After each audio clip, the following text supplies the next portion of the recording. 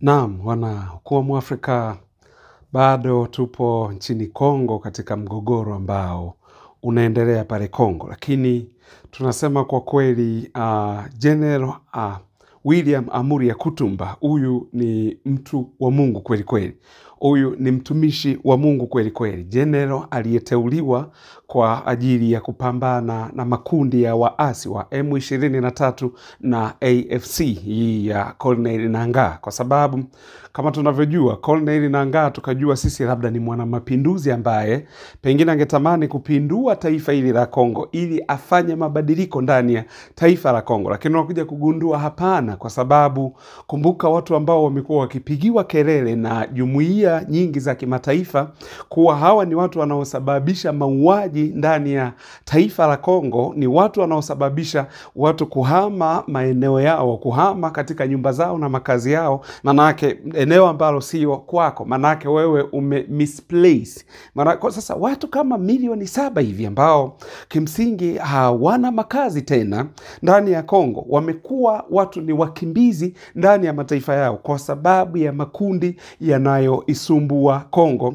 Lakini kundi ambalo limekuwa na umaarufu sana ni M23, kundi ambalo tumeona vile ambavyo jamii za kimataifa zimekuwa zikiliwekea vikwazo vingi na vikwazo vya aina mbalimbali. Kwa hiyo hilo jambo manake liko hivyo. Sasa kumbuka Felix Tshisekedi, rais wa Kongo, alipoamua kumteua sasa huyu General William Amuri Yakutumba kuwa yeye ndo awe kiongozi anayewaongoza hawa vijana wazalendo, basi kazi yake amekuwa akiifanya barabara kama jinsi ambavyo taarifa zinavyoendelea. Kwa sababu ukumbuke watakao ikomboa Goma na Bukavu ni watu kutoka huku Fizi na maeneo ya Uvira. Sasa Uvira tayari lishakombolewa siku nyingi, na raia pale wameambiwa wakae kwa amani kabisa bila matatizo yoyote. Kwa sababu pia nilikuwa namsikiliza kiongozi ule wa pale Uvira alivyokuwa anaongea, huyu kamanda ambaye sasa,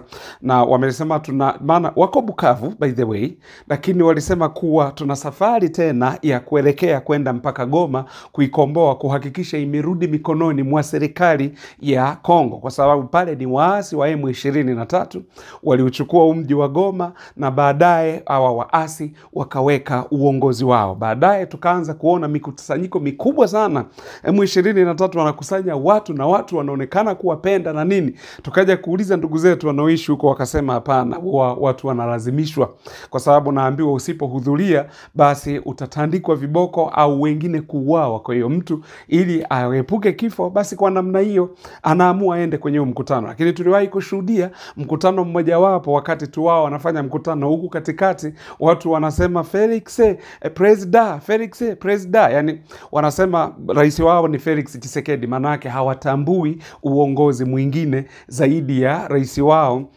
huyu ambaye ni Felix Tshisekedi, ambaye amechaguliwa kidemokrasia na taifa hili la Wakongomani, taifa la ndugu zetu Wakongomani. Kwa hiyo haya ndiyo yaliyokuwa yamejiri. Sasa ukiangalia mgogoro wa Kongo ni mgogoro ambao uko very complicated. Unataka kufanana na mgogoro wa Mashariki ya Kati, kwa sababu kama tunavyojua kuwa mgogoro wa Mashariki ya Kati ni mgogoro ambao watu wanapoongea hawaongei tu kuhusiana na ubinadamu. Mashariki ya Kati namaanisha Israeli na Palestina. Hawaongei tu kuhusiana na ubinadamu au vitendo wanavyofanyiwa binadamu, kuuawa kinyama, lakini wanachokiongelea watu wakuta wako kwenye zile nini za dini. Nafikiri unanielewa. Wako kwenye Yani watu wanaongea kwa mitazamo ya kidini. Sasa mtazamo wa kidini, automatic Waislamu watakuwa ni upande wa Palestina, automatic wa Kristo watakuwa ni upande wa Israeli.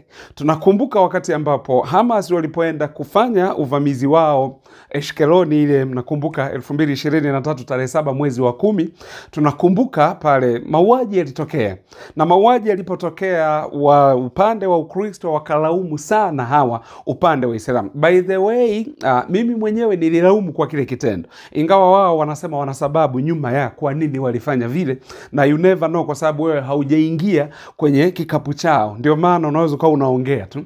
Lakini sasa pia Myahudi naye alipoenda kufanya mauaji anayoyafanya mpaka sasa kule Gaza, tunasema hapana. Lakini sasa wakuta watu ambao sasa wako na ile mitazamo ya kidini wanakuambia hapana, hili ni taifa teule la Mungu ambalo sasa Mungu ndio anawasaidia. Sasa Mungu anayeua watu, huyo sio Mungu, kwa sababu mimi kwa maandiko ninayoyasoma hasa Mungu ni pendo, anapenda watu wote. Kuna mstari kwenye Biblia unasema huanyeshea mvua wema na wabaya. Kwa hiyo huu ni mgogoro wa Mashariki ya Kati. Unakuja mgogoro wa Kongo. Mgogoro wa Kongo umegawanyika katika ukabila. Yani ni migogoro ya kikanda. Ni migogoro ambayo ni migumu mno. Si kama unanielewa hapo. Ni mgogoro pia ambao na wenyewe ni mgumu mno, kwa sababu ni mgogoro umegawanyika, mgogoro wa kikanda. Lakini pia makabila pia, kabila hili litakuwa linalichukia kabila lile na kuliona kabila lile hapana, hili halifai. Ndio maana unaona iko hivyo. Sasa migogoro yani dhambi kubwa Mwalimu Nyerere aliwahi kuiongea.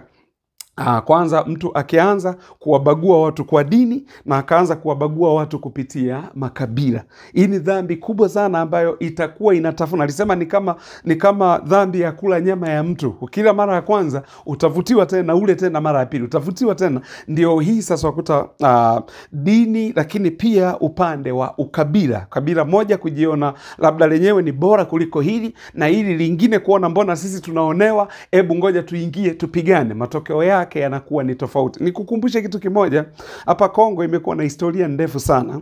Ukumbuke tunaposema kuwa King Leopold wa pili wa Ubelgiji kuanzia mwaka 1885 mpaka 1907, muda wa miaka 23, aliua wakongomani wasiopungua idadi ya wakongomani milioni 18, na wakati huo population ya Kongo ilikuwa ni watu milioni 30. Aliua watu milioni 18 kwa sababu huyu alikuwa mfalme wa Ubelgiji, King Leopold wa pili, na alidanganya serikali ya Ubelgiji kuwa ninaenda Kongo kupeleka Ukristo, umissionari, yani wamissionari. Ndio maana kwa na wamissionari wa Kiprotestanti pale. Hasa anapeleka umissionari huku upande wa Kongo, lakini aliyokuja kuyafanya yako nje kabisa na Ukristo unachokifanya. Akaja akaua, akalawiti.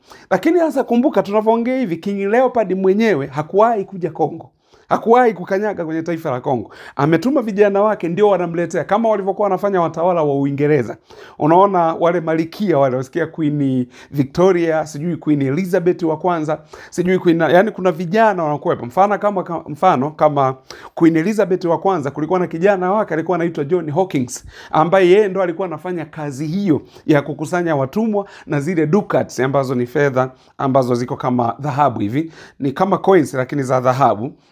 Alikuwa anakusanya kwa hivyo. Kwa King Leopold hakuwahi kuja.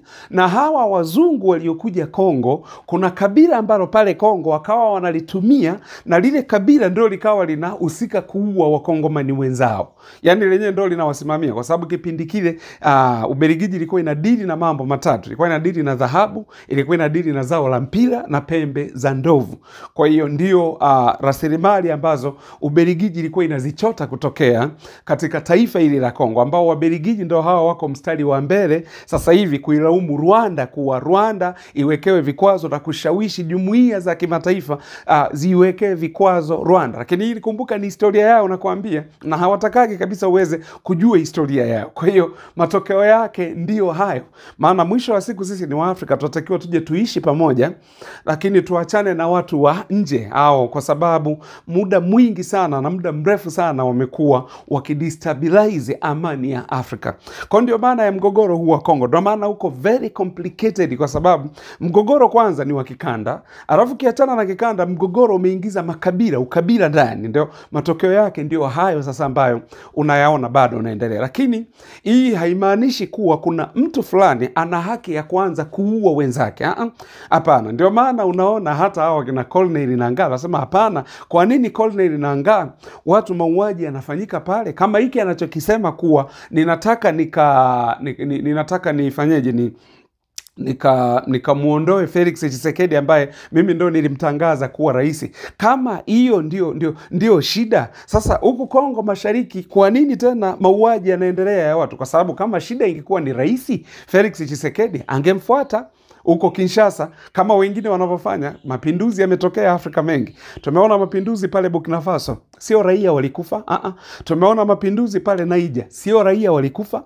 Tumeona mapinduzi Mali, sio raia walikufa. Tuliona mapinduzi Guinea, Mamadi Domboya alipompindua Alpha Conde, si raia walikufa. Tuliona mapinduzi yalifanyika Ali Bongo, nafikiri mnamkumbuka Ali Bongo alipopinduliwa.